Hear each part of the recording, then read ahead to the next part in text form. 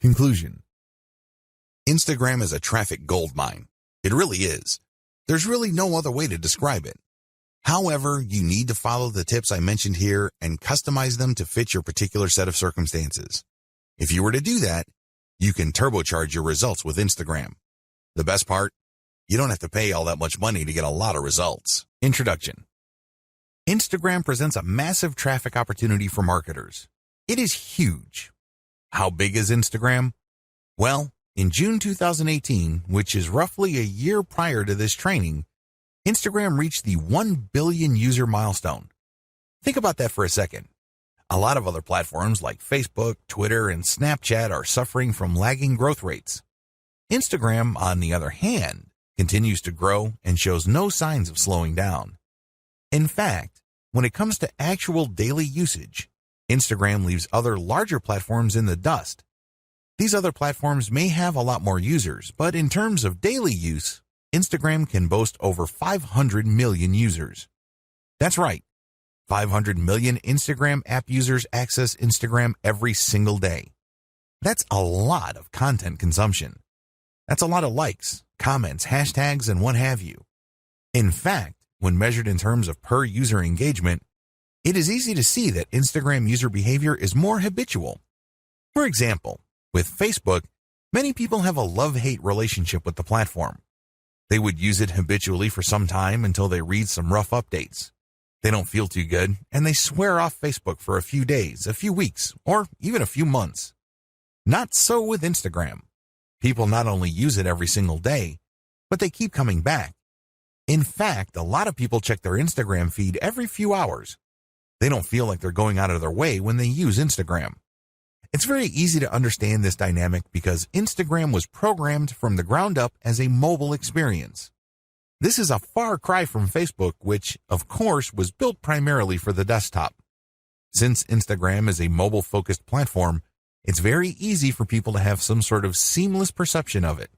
It just becomes part of their daily routine. They treat Instagram the way many people used to read the newspaper first thing in the morning.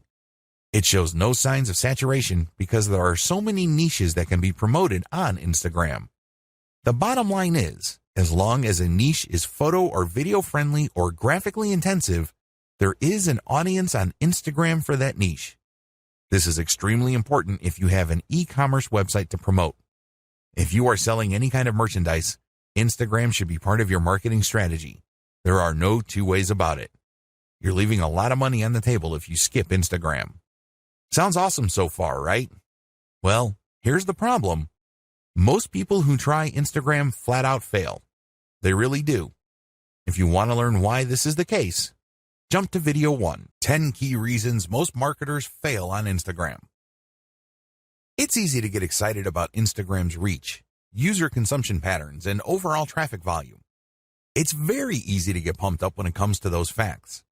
But the problem is, most people who try marketing on Instagram fail to get the results they are looking for. Here are just 10 of the most common reasons. I'm not going to pretend that this is the most comprehensive list you will ever come across. Instead, this list sums up the most common ways people slip up on Instagram. There are other ways, but chances are, if you don't know what you're doing, you have screwed up because of one of the following. Reason number 1, one-time, big-time paid marketing campaign. A lot of people who have access to marketing budgets are very impatient to promote their online store on Instagram. They just jump in with both feet. They're clueless as to what they're doing. All they know is that they have a lot of money to spend, so they pump out ad after ad after ad. After all the money has been burned through, they have very little to show for it. The reason for this is because they believe they can just throw money at the problem. Well, the bottom line here is return on investment. Sure, you're more than welcome to spend a tremendous amount of cash on a massive Instagram ad marketing campaign, but it's anybody's guess whether you will be able to meet ROI targets. You can't just rely on the fact that you have a lot of money to spend. Believe it or not, even if you have a very modest or even small budget, you can still walk away with better results than a better financed marketing campaign. The difference? It all boils down to how systematic and methodical you are in running your Instagram ad campaign. Reason number 2, promoting direct conversion links. A lot of people think that Instagram is just a traffic source. You can tell from their marketing campaigns because they would create a profile with a homepage link that doesn't go to their homepage. It goes directly to a sales page or an email recruitment page or squeeze page. What do you think happens? That's right, a whole lot of nothing. It doesn't really matter how engaging your content is. If you are not qualifying people or helping them overcome some serious structural questions regarding whatever it is you're trying to promote, you're probably not going to achieve much with the traffic. I'm not disputing the fact that people do pull a lot of traffic from Instagram. But anybody who has ever tried online marketing knows that just because you get traffic, it doesn't mean you get conversions. Traffic, click-through, and conversions are totally different things. By promoting directly to your conversion page, which is your sales page or squeeze page, you may not have qualified the traffic well enough for you to convert those people into paying customers. Your ROI tanks and you end up wasting a tremendous amount of time, effort, and money on your Instagram campaign. Reason number 3, unreasonable suspicion of influencers. Influence marketing is really big on Instagram. Basically, you find people who are already influential in your niche and you pay them to mention your product or give shout-outs to your profile. Whatever method you use, you leverage their existing popularity and credibility with their community. The problem is there are many fake influencers out there. I'm not going to deny this. Nobody can. There are lots of accounts on Instagram that are flat out fake. Not only are their accounts fake, but the people following them are fake too. It's all a software illusion. It is no surprise that a lot of marketers have gotten burned by these influencers. Maybe they are charging $20 a shout out, or maybe they are charging $5 per product mention. But regardless of how cheap the influencer rates may be, it's wasted money because they don't really have any influence. They just have high follower numbers. These followers are not real. Not surprisingly, a lot of people have been turned off by influencers. They don't even want to deal with influencers at all. This is a serious mistake. It's one thing to be suspicious of fake influencers. It's another to completely close your mind to working out a mutually advantageous deal with real influencers. There is a difference. Believe it or not, reaching out and closing deals with the right influencers can mean the difference between your online store making tens of thousands of dollars a month or your company continuing to struggle. Reason number 4, choosing to be antisocial. There's a reason why social media is called social media. It's supposed to allow people to be social. It's supposed to enable outreach, engagement, sharing of ideas, and forming genuine communities regarding certain interests and topics. Unfortunately, a lot of marketers just create pages and blast out content. They don't care if people react to their materials. They don't care if people even see their materials. They're just going through the motions. Well, let me tell you, if that's how you run your Instagram campaign, you are being antisocial. You're not reaching out to influencers, nor are you engaging with the fans of your content. This leads you to failing to create a community around your content. Believe it or not, it is your community that will add dollars to your bank account. That's how it works. By choosing to be antisocial, you kill your online community before it even forms. Reason number 5, relying on substandard photos or videos. This should be self-explanatory. Instagram is primarily a photo platform. Accordingly, accounts that feature the highest quality photos tend to get a lot more followers. Keep it at that level. Post only high quality photos. Post videos with high production quality. This way, you would stand out from your competitors. Reason number 6, build it and they will come content strategy. Have you ever had an amazing idea regarding a hot photo that people in your niche simply cannot refuse? Chances are you've had such ideas. Well, what would happen if you spend your precious cash on such content ideas? Let me tell you, 9 times out of 10, you probably will fall flat on your face. You did not do any consumer intelligence.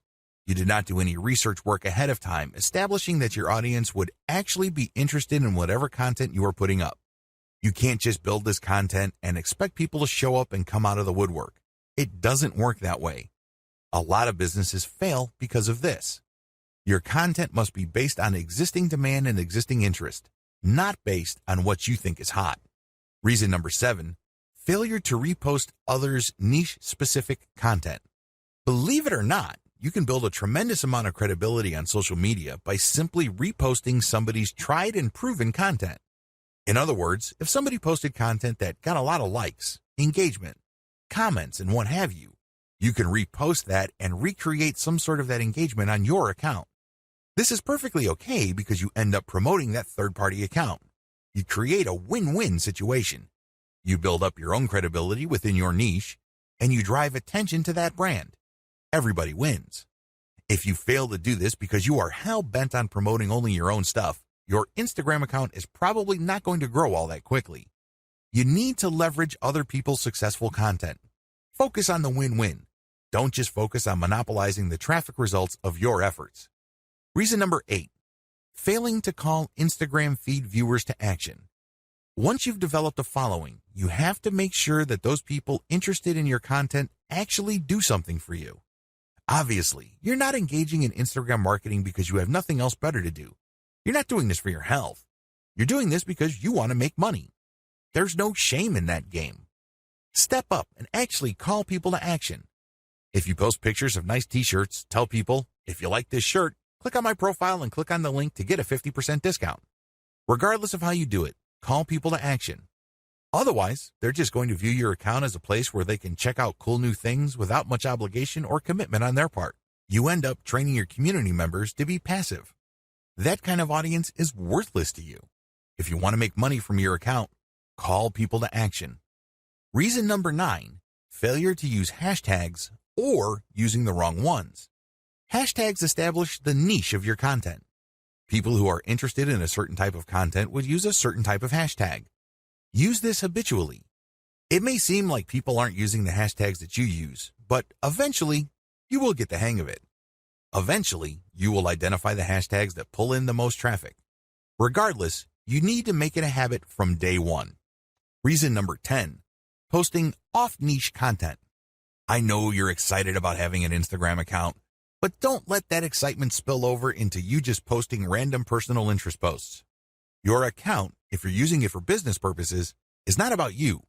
Instead, it's about your target audience members.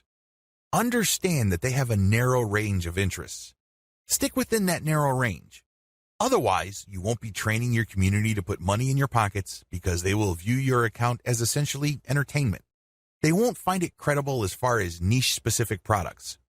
They just think you're fun to follow, but you really don't have much pull with them because you post about everything. If you focus only on one thing and one thing alone, like, for example, luxury watches, you can bet that a lot of the people following you will think that you're some sort of expert, and they are more likely to give you the benefit of the doubt when you start calling them to action to buy stuff from you. That's how it works. Stick to your target niche. Focus on the big picture. Understand that you're doing this for a reason. You're not just doing this to screw around. You don't have to fail. In this video, I want to get your mind right. You have to understand that if you're going to be promoting on Instagram, you're going to be engaged in a big deal. It's going to take quite a bit of your time, focus, and energy. I don't want you to fail. Unfortunately, a lot of people go into this in a very casual way. They think that it's all about following some sort of recipe or checklist. They think that it's all about taking actions in a certain sequence, and things will pretty much fall into place. Boy, are they in for a nasty surprise. Things don't work out that way. You have to approach this with the right mindset. Otherwise, your chances of failure are going to be quite high. Follow the tips below so you can properly prepare. Again, you do not have to fail. You don't have to follow the pattern most of your competitors go through.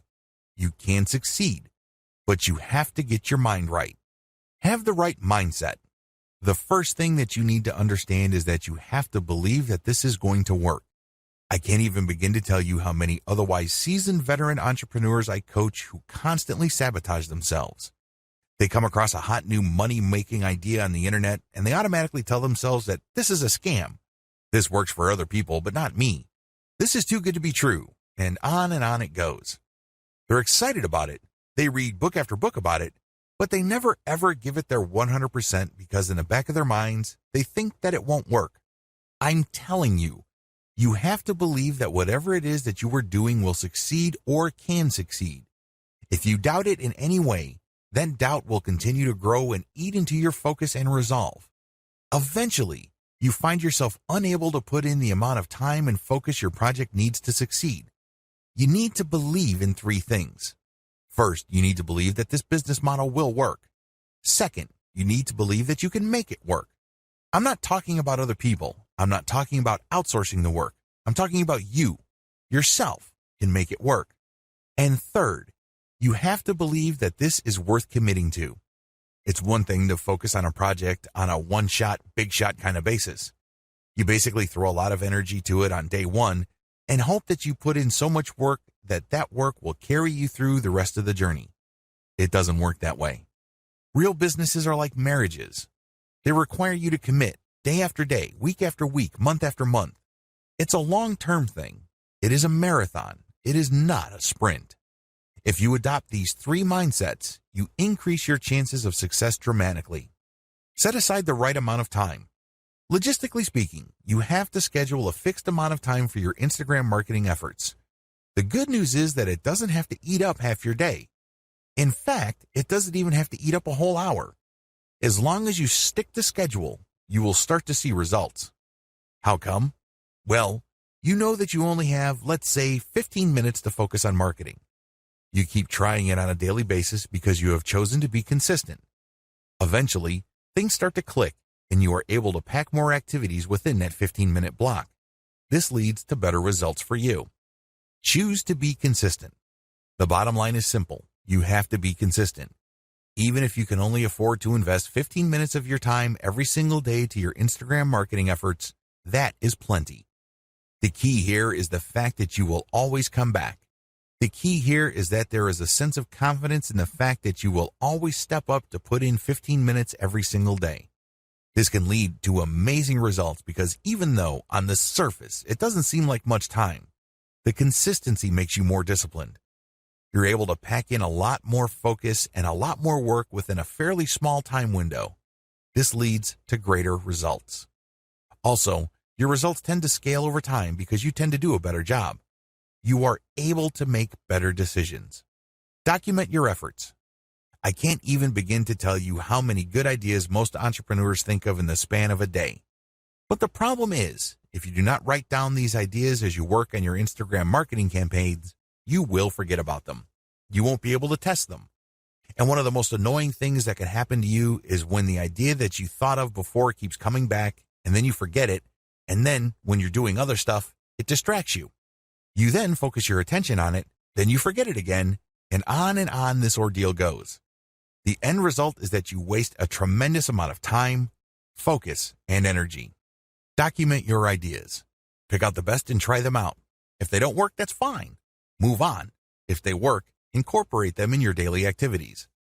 Measure success based on where you are in the development process. What if I told you that many people who fail in online marketing did not have to fail? Seriously, they gave up too quickly. You have to understand that quitting is the only way you can fail. The game is still not over if you're still in the game. If you're still throwing punches, you're still in the ring. But the moment you throw in the towel and you leave the ring, the game is over. You failed.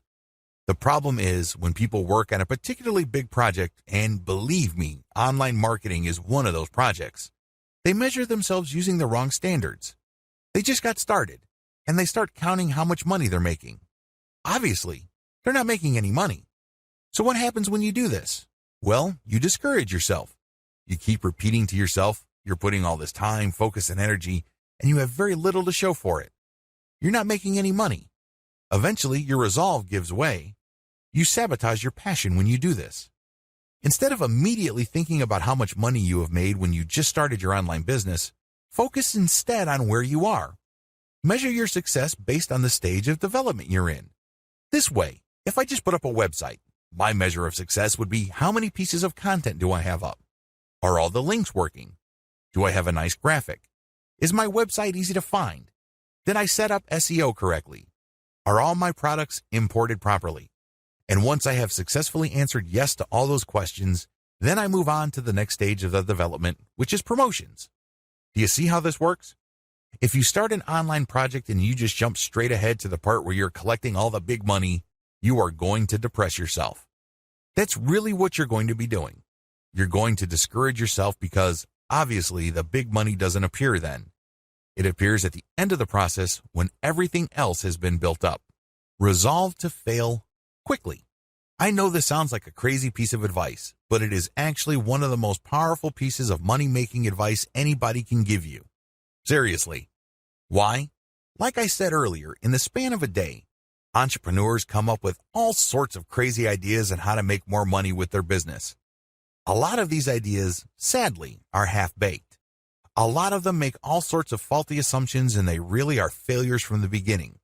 Now, instead of allowing yourself to get sucked in by all these ideas to the point where your focus and mental and emotional resources are drained, choose to explore the most powerful of them. Maybe if you have like 100 ideas in a week, pick 3 that you think have the highest chance of succeeding. Implement them in the next week. Put in all the right amount of time, focus, and energy. See if they actually work. If they don't, move on. Keep doing this until you find something that works and then scale it up. This is how you fail quickly. In this context, failure helps you because you keep throwing spaghetti at the wall. You keep experimenting until eventually you come up with something that works. When you find something that works, you scale it up, and this produces even more results. That's how you can turn quick failure into big-time success. Stay focused on conversions. It's easy to get hung up on success metrics that don't really matter. Seriously. The amount of traffic that you get ultimately doesn't matter. The amount of times people talk about your brand by itself ultimately doesn't matter. You know what matters? Money in your bank account. How do you get there? Sell more products. It doesn't get any simpler than that. That's the bottom line. This is why you have to focus on conversions. All your ad optimization, all your content marketing on Instagram, all your brand information, all of them must lead to conversions. Otherwise, you're doing something wrong. If you keep the ideas above in mind and you follow the tips that I've shared with you, you increase your likelihood of success. Again, you don't have to fail. You just have to have a game plan in front of you, and you have to choose to be consistent. This is a commitment. This is not something that you choose to do because it feels good. Step aside from your feelings and focus instead on your ability to commit. Instagram success is all about persona. Make no mistake, if you want your marketing campaign on Instagram to be successful, you have to build a persona for your brand. This is non-negotiable. It doesn't matter whether you are trying to get free traffic from that platform or you are paying for ad views, you have to build a persona. How come? Why is a personal touch or a personal brand so important? Can't you just create an account, post pictures, and somehow, some way, people would follow you? Well, here's the truth. People on Instagram do not follow hashtag poachers en masse. They really don't. Sure, you can attract a few people here and there, but if it's obvious that your persona really has nothing to do with the hashtags you constantly target, not enough people will follow you. And the ones that do probably are not going to take you all that seriously. They look at you just as a source of the kind of content that they're looking for and nothing more. Believe me, that's the wrong kind of relationship to build. You want to be viewed as a credible and authoritative persona, so people will give you the benefit of the doubt when you recommend a product to them. That's the bottom line. That's how you make money. Unfortunately, that's not going to happen if you do not have a persona. Please understand that these people are not just following marketers. It's not like they're searching for marketers because they have nothing else better to do. They're looking to develop some sort of relationship. Think of it as building a fan base. There's a reason why Kim Kardashian and other celebrities on Instagram can get away with charging thousands of dollars per shout-out. People are devoted to them. People follow them very closely because of the persona they have built. You have to do the same. The challenge of commercial persona building on Instagram. It would be easy if your persona is all about you. For example, if you're big into marathon running or you love going from country to shop at different malls, you can create a personal, non-commercial persona. In that case, people follow because of your personality and your truly unique way of looking at the world. To a certain degree, people would want to check out the products you endorse. But this doesn't necessarily mean that a high percentage of people who follow you would take your recommendations. To make that happen, you have to create a niche-specific persona. If you have an online store that you're promoting, your persona must be specific to the product niche of your store. This is the first step. Create a niche-specific persona. Second, make sure that it can attract a real following. This is the second part of the puzzle, and the steps below, and the rest of this training, teach you how to create that following and make money from it. In a nutshell, here are the 6 steps that you would need to follow to build a solid Instagram brand persona. You need to follow these 6 key steps. Now, I'm not saying that these are one-size-fits-all type of suggestions. I'm not saying that you must follow these to the letter. You obviously have to tweak and customize them to fit your set of circumstances. Still, you need to follow these 6 steps for you to succeed in building a real following on Instagram. This is just an overview. I'm going to devote one video to each of these steps. Step number 1, find your competitors on Instagram and reverse engineer them. Step number 2, curate top-notch content and mix in your reverse engineered content. Step number 3, adopt a content-first sales funnel. Step number 4, use Facebook's ad retargeting system to pull Instagram users deeper into your funnel. Step number 5, pay and interact with niche-specific Instagram influencers. Step number 6, continuously optimize all parts of your funnel. Now that you have an overview of what you need to do, let's dive in, starting with video 4.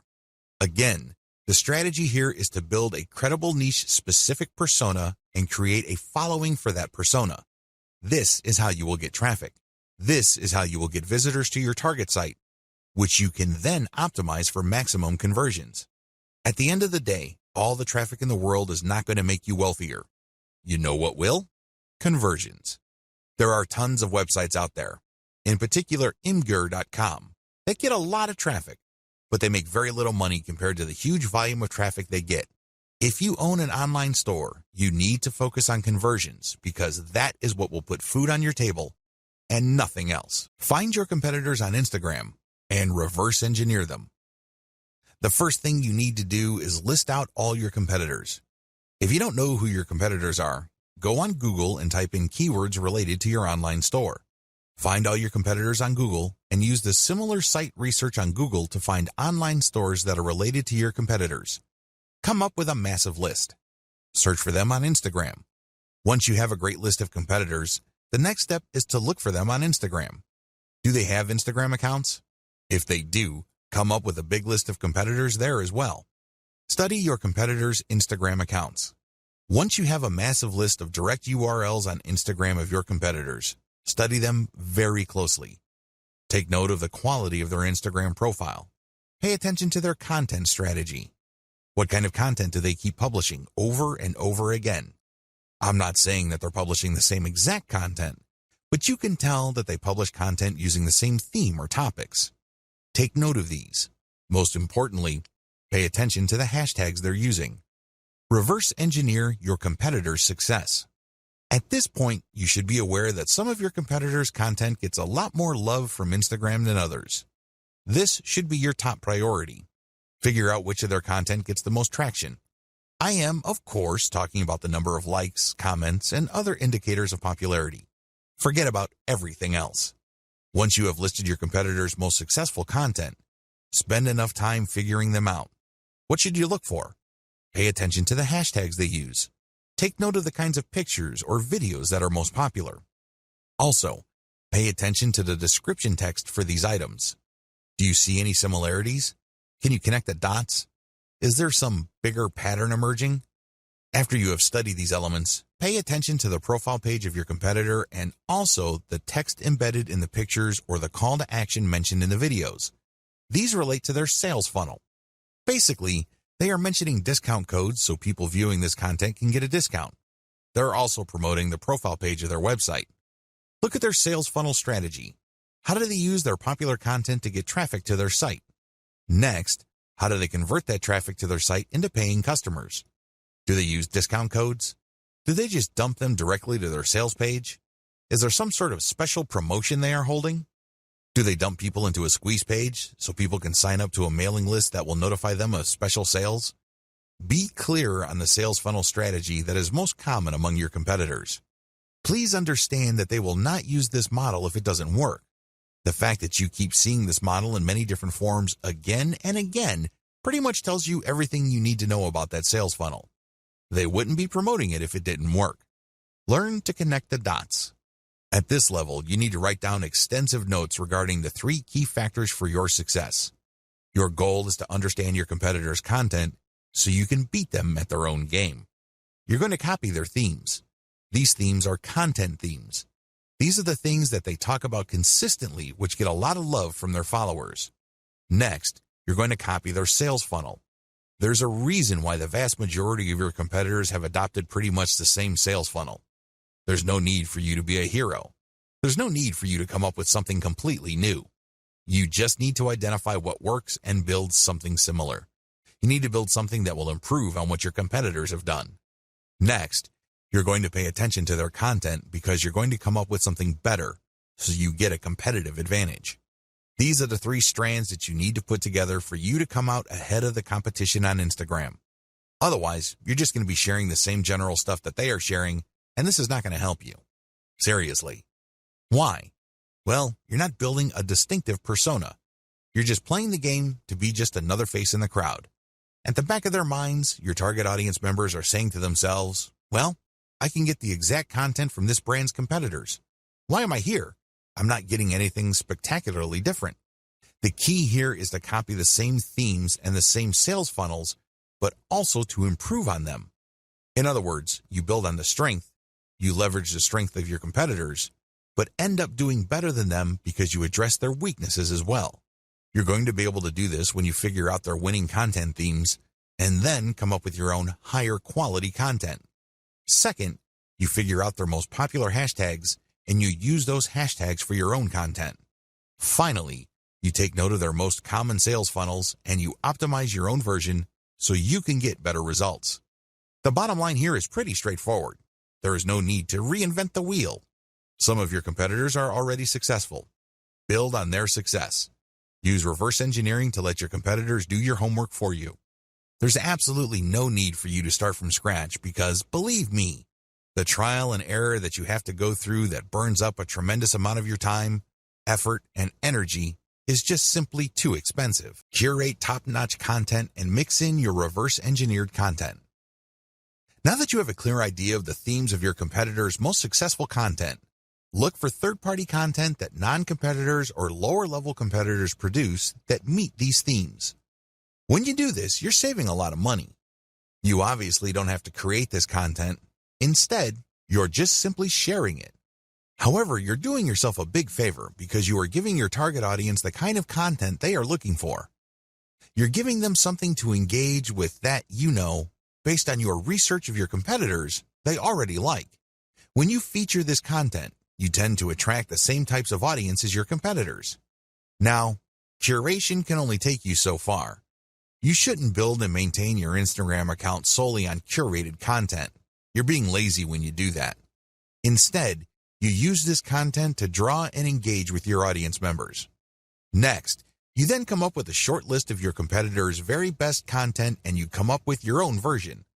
This version has to be so much better that it's obvious. This is the key. This is what will put you over. Because remember, you're trying to build a persona. Up to this point, when you curate, the only persona you're building is that you're just part of the niche. Your brand is just another face in the crowd.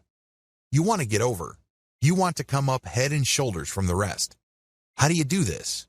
You improve the best existing niche content you find on Instagram and you publish this as your own. By paying attention to video 4 and figuring out what is the hottest content in your niche, you then come up with your own version and then use this on your own feed.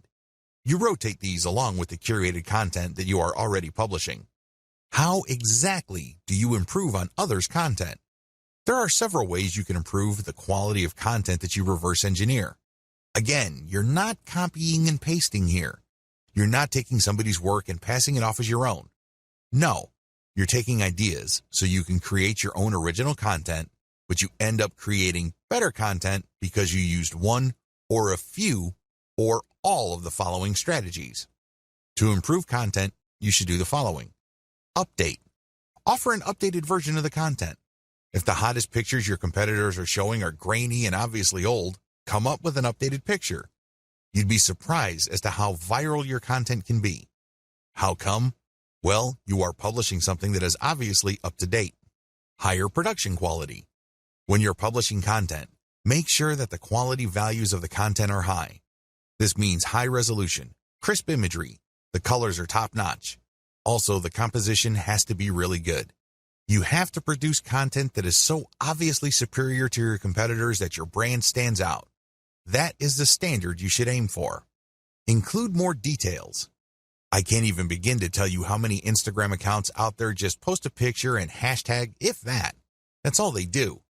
I'm telling you, big, small, or medium-sized brands on Instagram that do this are leaving a lot of money on the table. You have to give more details because when you do this, you complete information gaps in the minds of your viewers. There's less mystery. This makes your brand more trustworthy. Eventually, if you keep this up, they start looking at your brand as some sort of reference site or some sort of resource. Don't be lazy. Now, there is such a thing as overkill, but you have to find that happy medium ground between too much information and not enough. Use better hashtags. When you do your reverse engineering, you will notice that some tags get used a lot more, but unfortunately, they may be too general or they may be too broad. You might end up attracting the wrong kind of crowd. You have to play around with your hashtag selection until you reach a point where you can be sure that a more specific tag is pulling more traffic from Instagram or helping you gain more followers. Unfortunately, there is no black and white answer to this. This is one of those things that you just have to try out on a purely trial and error basis until you get it right. Come up with a better picture series. Believe it or not, when people like a picture on Instagram, a lot of them want to see more. They're not talking about pictures of the same subject or similar types of pictures. They're talking about pictures from the same series. It's not unusual for people to see a picture of a beautiful vacation location, and somebody just posted 2 pictures. People who see that vacation destination would love to see its surrounding areas. They would love to see what it looks like at night, low tide, high tide, you name it. The more angles your pictures present, the more engaged your community can become. Use a better influencer distribution network. After you've done Instagram marketing for a couple of weeks, you would quickly notice that some accounts on Instagram tend to get a lot more attention in your niche than others.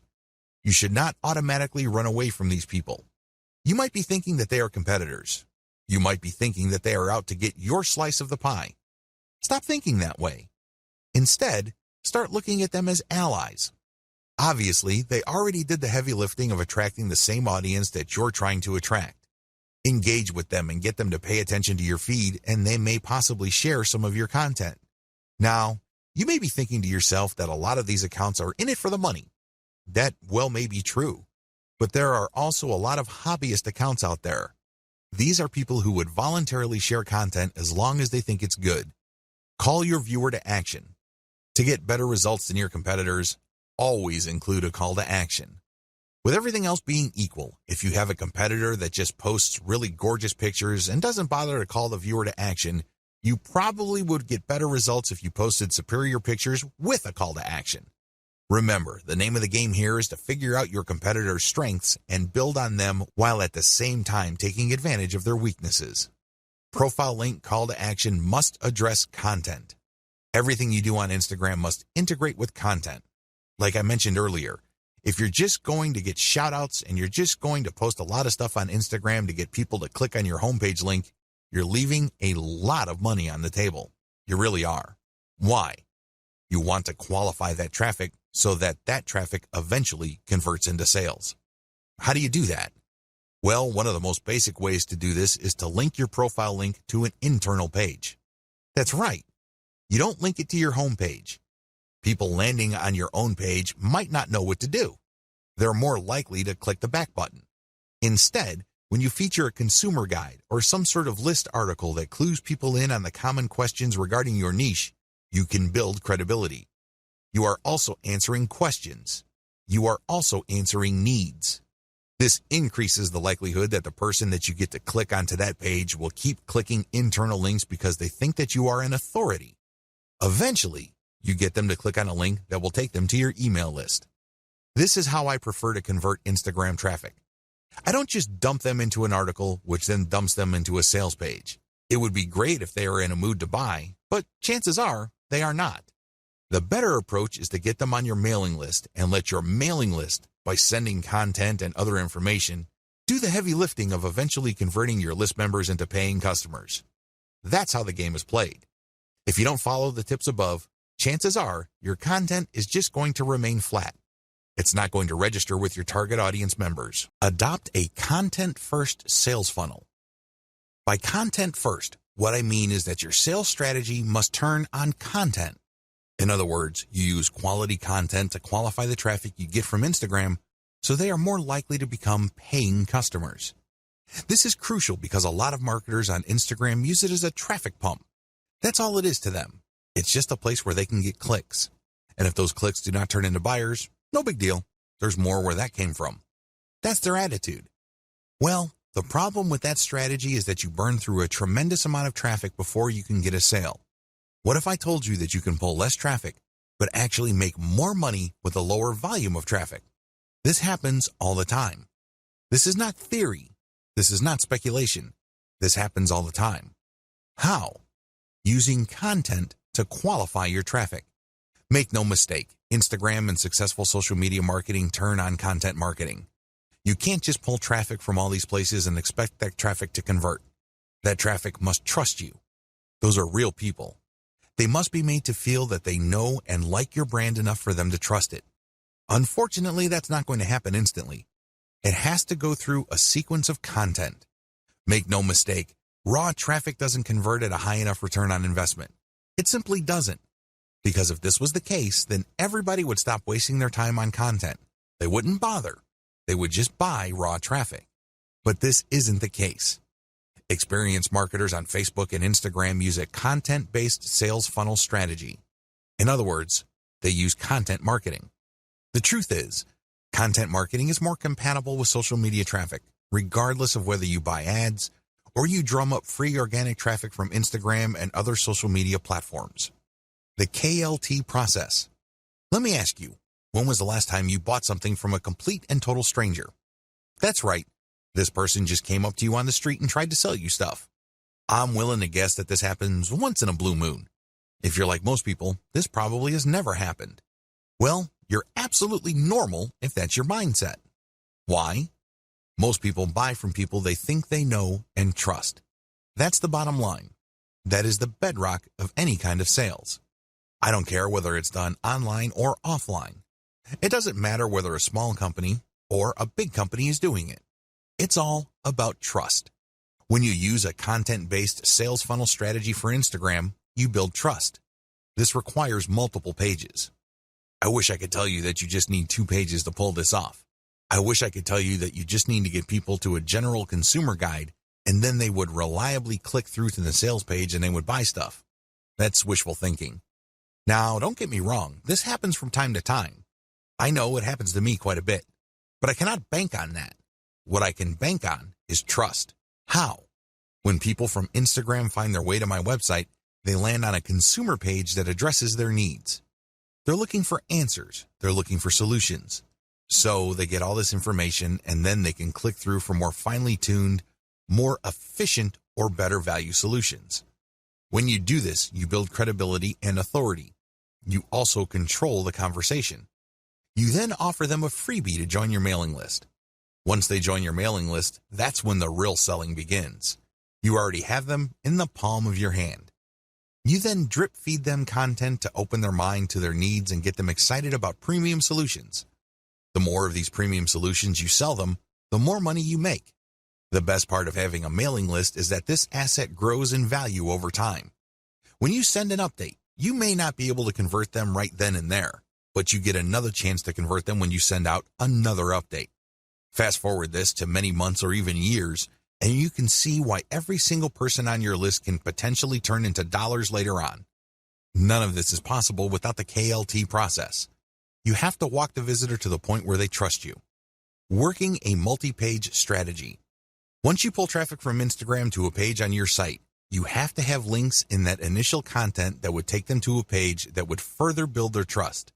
For example, if people are just looking for basic information, the first page they would land on let them know of certain options out there.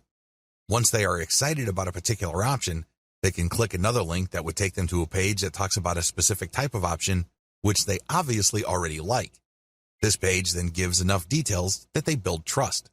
At this point, you can then recruit them to your squeeze page and let your mailing list do the selling.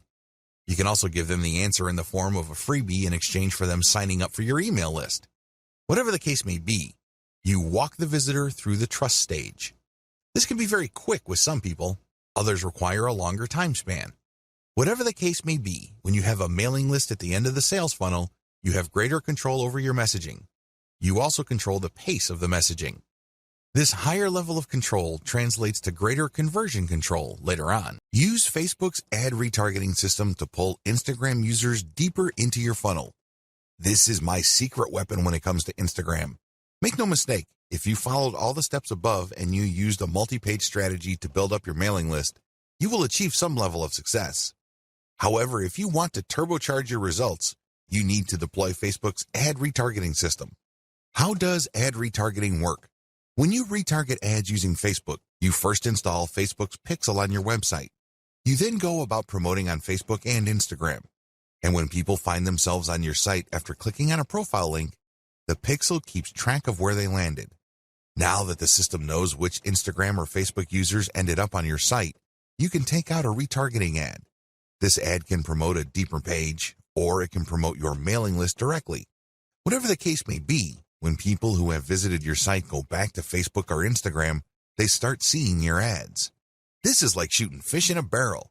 You're essentially reminding them to come back. When they click, they can go to a deeper page so you can build more credibility, or you can even direct them to buy a product. That's right, they go to a sales page. Regardless of how you do it, retargeting works. In fact, according to some estimates, it can boost conversions by 40%. The bottom line is that you use content to draw truly interested people. They wouldn't be clicking the content if they were not interested. But you have to set up your retargeting in such a way that only people who go past the initial page of your website are retargeted. For example, you run a free Instagram marketing campaign. You post reverse-engineered content on your account to build up a following. Enough people like your content so they click on your profile page and they see a link to a really useful article. They click through and they end up on an article, and Facebook Pixel is paying attention to them. However, you're not going to be retargeting those people. That's still too shallow. When they click through because they liked your particular solution and they want to know more about that solution, they end up on a solutions page. This may be a sales page, or this can also be another consumer guide page. Whatever the case may be, they have gotten deeper into the guts of your website. These are the people you should retarget because these are the people who have demonstrated real interest. People who are just curiosity seekers would just end up on a shallow page. They would begin there and they would end there. People who are really looking for a solution would click page after page on your website. Those are the people who are more likely to convert. Pay and interact with niche-specific Instagram influencers. Please understand that persona is the name of the game in Instagram. People follow personas. They're not following just because somebody has nice pictures. Most people can do that. Most people can manage to post nice pictures every once in a while. Instead, they're following personas because they have a distinct spin on whatever niche they're in. They have a distinct personality. They have a distinct point of view. Whatever the case may be, it has elements of some sort of cult. By cult, I'm not using that phrase in a negative way. Instead, people are looking for just a specialized knowledge from people who specialize in that type of information. There's a little bit of a cult dynamic going on here. When you have that kind of relationship with your following, they are more likely to give you the benefit of the doubt. They're more likely to click on the profile links of people you're giving a shout out to. That's real influence. And that's how a lot of products are sold on Instagram. For example, if you follow somebody who you can count on to publish the very best pictures on luxury watches that he or she actually wears, chances are you would sit up and pay attention when this person posts a picture of a really nice-looking big brand watch with the message 40% off on it. That would get your attention. You would then click on the link of the account that the person is shouting out to, or you can even type in the domain name or URL they mention and type in your discount code. That's how influence works. It's all about this cult of personality. Beware of fake influencers. Unfortunately, when word came out that online stores were paying good money to Instagram influencers for product placements and shoutouts, a lot of shady marketers started building fake accounts. Just how fake are these accounts? Well, first of all, they target certain niches. Next, they draw followers. The problem here is that the account itself is fake and the followers are fake. This is a serious problem because if you paid the person behind these accounts real money to post shoutouts, your shoutouts are going to fall on deaf ears. Nobody's going to pay attention. Why? Most of their followers are fake. They're driven by software. They don't exist. They definitely don't have credit cards. Do you see how much of a headache this could be? It is no surprise that a lot of big global brands are now stepping away from Instagram influencers because they're getting tired of being faked out. Real influence means real engagement. So how do you make sure that you pay and interact only with real niche-specific Instagram influencers? Well, it's actually not all that hard. You only need to look at the public statistics of these accounts. You can see the amount of engagement their content gets. You can also see how many followers they have. You need to measure the total amount of engagement they get by dividing that number by the number of followers they have. Look for a ratio. This is how you would know if there is enough engagement with that account. This is a way of seeing who's fake and who's not. You can also look at the content that they post. If they keep posting the same stuff over and over again, that might be a red flag. Also, look at the comments. Is there actual care taken in sharing? The 4 key signs of fake influence. So how do you know that you're dealing with a real influencer? After all, real influence means actual conversions. There are 4 telltale signs of fake Instagram influence. Sign number 1, equal following and follower ratio. If you notice that an account follows a lot of other accounts while enjoying a large following, this should be a red flag. Chances are they just followed a lot of accounts, so these other accounts would follow them back. Those people may be real, but they're not interested in what this account is posting because they're just following back out of courtesy. That's fake influence. Sign number 2, low engagement ratio. If you notice that this account posts a lot of content, but the engagement ratio is low, this is a red flag. If your account has real followers, there should be a certain level of engagement. It's not like all your posts are going to suck. If you notice that this account doesn't really get that much engagement, that should be a red flag. Sign number 3, they obviously ask for money. If it's obvious from the profile description of the niche-specific account you're trying to buy shoutouts from that they take payments, you might want to pay attention. Look at how they describe themselves. If they make a big deal out of the fact that they're selling shoutouts or they want you to get in touch with them so you can take out an ad, be very suspicious. The very best influencers on Instagram are those who are hobbyists. These are people who are just very passionate about a particular topic. They don't really care about getting paid. They just eat, sleep, and live the topic. Maybe it's travel. Maybe it's women's fashion. Maybe it's luxury watches. Maybe it's sports cars. Whatever the case may be, they are hobbyists. They are passionate about that topic, so they post picture after picture of that topic. Those are the people you should gun for. Be very suspicious of people who are all about the dollars because there's a strong chance that they put up their account just so they can get shoutout and other influencer ad revenue. I'm not saying that this should completely disqualify them, but there's a higher incentive for them to fake stuff because there's money on the line. Sign number 4, no niche specialization. If it turns out that this influencer account tends to rotate among different niches, this should be a red flag to you. What this person is doing is that he or she is trying to get the attention of advertisers from different product niches that they know advertisers normally target. This person doesn't really have a focus. Even in the off chance that this account is real, I can bet you that the traffic that this person gets is probably close to worthless. Start with a slow and low buy. The first thing that you need to do is to get a massive list of influencers out there and then contact them. Now, I'm assuming that you have filtered out fake accounts. Contact them. The name of the game here is volume. Try to get as many different influencers as you can and contact them. Ask them, can I buy for $5? Or whatever low rate you can come up with. The name of the game here is to get as many shoutouts and picture ad placements for as little money as possible. The next step is to track these campaigns and see which, if any, of those influencers can deliver real results. You should be able to come up with a top 3. If you, for example, have 100 influencers running your ads and doing shoutouts, you should be able to identify the top 3 in terms of conversions. You own your online store, so you know whether you sold or not. You know whether you moved a product or not. You should also use specialized discount codes so you can track who is actually selling. Pick the top 3 and pay them more for exposure. This is how you maximize your results. So, you start out low and slow, and then you scale up the campaigns that actually produce the desired result. Facebook Pixel Retargeting Campaign. Facebook enables you to put their tracking pixel on your website. It will then track where people go on your site. If people end up at your shopping cart, for example, you can then run an ad reminding people about your site or reminding people about the products that they almost bought. They see these ads on Facebook. Whatever the case may be, Facebook Pixel Retargeting gives you another bite at the apple.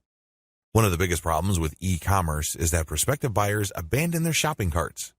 A large chunk of these buyers simply decide at the last minute or at some point in the buying process to dump their shopping cart. They don't follow through. This is where the retargeting campaign begins. It's basically a way of reminding people who have already expressed an interest in whatever it is you're offering to come back. If anything, you recycle traffic that you have gotten from Facebook. Another benefit of this technology is that it pulls traffic from Facebook that you did not get from it originally. For example, if you did an independent marketing campaign completely free of Facebook, but you put a Facebook retargeting pixel on your page, when people from that independent campaign, maybe it's a forum promotion or search engine optimization or another social media platform or whatever source, go back to Facebook to check their accounts, your ad will show up. Sounds awesome, right? These are all possible through a Facebook Pixel retargeting campaign. There are 2 steps to it, and it's pretty straightforward. Install Facebook Pixel on your website. The first thing that you need to do is to install the Facebook tracking pixel on your site. To do this, you just go to Facebook's business section and look for their pixels instructions. It's pretty straightforward. Even if you're using WordPress as your content management system, installing Facebook Pixel is a breeze. Next, you need to make sure that you drive traffic to your site. This means that you have to let traffic flow to your site for quite some time before you launch a retargeting campaign. It's not a good idea to launch a campaign as quickly as possible. You have to have enough targeting pixels installed in people's browsers for this to make sense. Otherwise, there are just not enough people to work with.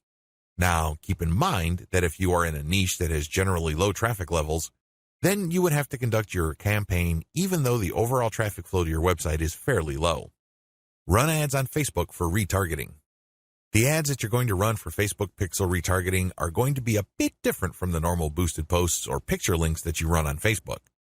Instead, these are going to try to achieve 2 things. You can remind people about what they did. Maybe they wanted to buy something, but they changed their mind at the last minute. Perhaps they were reading some sort of conversion article and were about to enter their email address, but they didn't. Whatever the case may be, you're reminding them to come back to what they were doing before. The other thing that you can do with your Facebook Pixel retargeting campaign is to pull people deeper into your website. Usually, a website is composed of 2 parts. The first layer is the content layer, meaning you're trying to get people to know about the problem, like your particular solution, and eventually trust the solution enough so they can buy. The other part, of course, is pretty straightforward. It's all about buying. But there's a complication. A lot of people would go through the content layers, but they never make it through to the actual buying part. They never make it to your conversion page. This is where retargeting ads that pull people deeper into your website makes a lot of sense. For whatever reason, somebody reading an article on your site decides to close the window and get out of your site. You can run ads that tell them about content, but another piece of content that is related to what they were reading before. This pushes them further down the conversion funnel. Alternatively, you can run an ad that promotes your conversion page. Basically, what you're saying to the prospect is you've figured out what my website is about, and you have a clear understanding of what I have to offer. Maximizing your results from Facebook Pixel retargeting. I suggest that if you want to maximize the results you get from retargeting, promote your squeeze page. That's right. Promote the page that recruits people to your mailing list. Usually there's some sort of freebie. There's usually some sort of book or booklet that you're giving away so people can enter their email address. Whatever the case may be, push the squeeze page. Don't dump them to your sales page unless, as I have mentioned above, they actually reached your shopping cart or conversion page and changed their minds at the last minute. That's pretty much the only situation where you should retarget showing an ad that goes directly to the conversion page. Other than that, convert them to sign up for your mailing list. It's your mailing list with its many chances at gaining attention, building trust, and gaining credibility, which will actually do the heavy lifting as far as converting that prospect into an actual sale.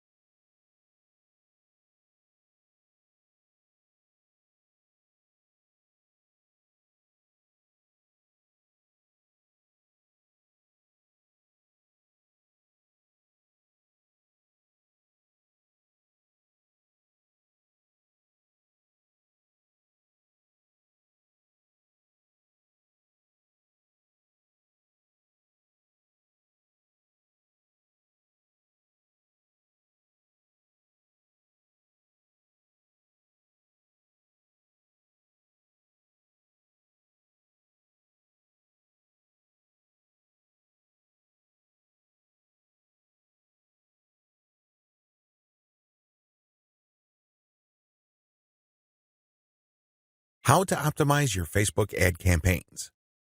Follow the steps below so you don't overthink things and make bad decisions when optimizing your FB ads. Reverse engineer your competitors and come up with a standard model. If you have a personal account, find your competitors and like their pages.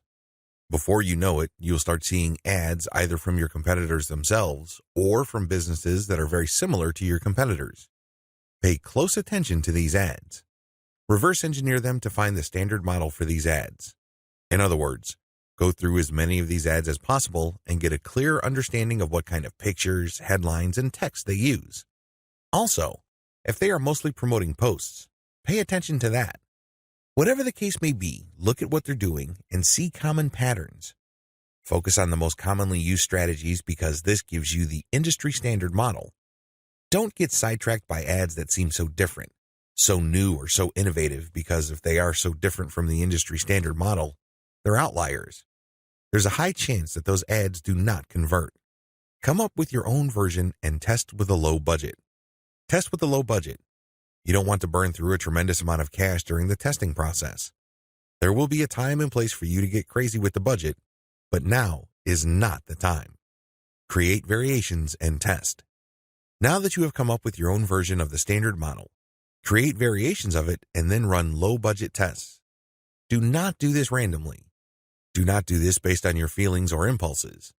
Instead, you have to follow certain rules on how to create variations. Otherwise, you wouldn't know which part of the ad accounts for its greater success. I've seen this happen many times. In